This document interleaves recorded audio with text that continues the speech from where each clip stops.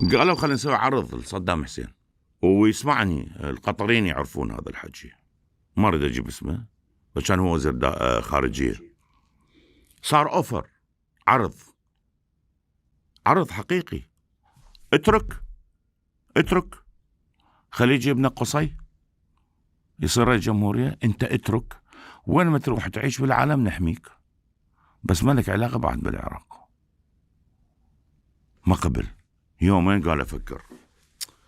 طبعا احنا بالموضوع واحنا مو خارج الموضوع، احنا بالموضوع نفسه.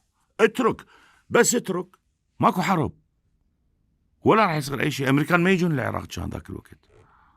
اوفر حقيقي، دا انطيك عرض حقيقي، اخلاص. قال انطوني يومين. المن للقطريين قال له، مو إلنا، ما يحكوا انا يعتبرنا خونه ومدري ايش وانواع واشكال. قطريين قالوا للامريكان، الامريكان قالوا لنا. قال يومين يريد، يابا يومين. خلصت اليومين. يا عمي طير، روح خلي ابنك، تريد تبقى بالعراق ابقى، تريد وين؟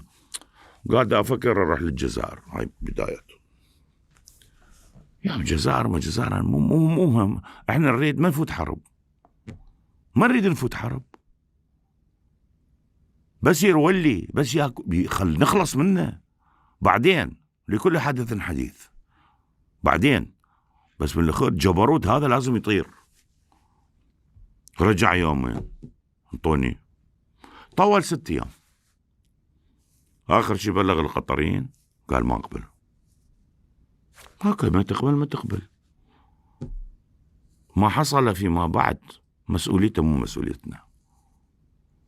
احنا انطيناك الحل، انت رفضته. اكو هواي يحجون علينا، وانا اعرف عراقيين هواي يحجون علينا، انتو بابا، انتو ما تعرفون ايش صار، انتو جايين تحاسبونا على شيء انتو ما تعرفوه. ترى احنا مو ناهمين للسلطة، احنا ما نحب السلطة يا عمي. الشيعة ما يحبون السلطة، الخاطر الله ما يحبون السلطة.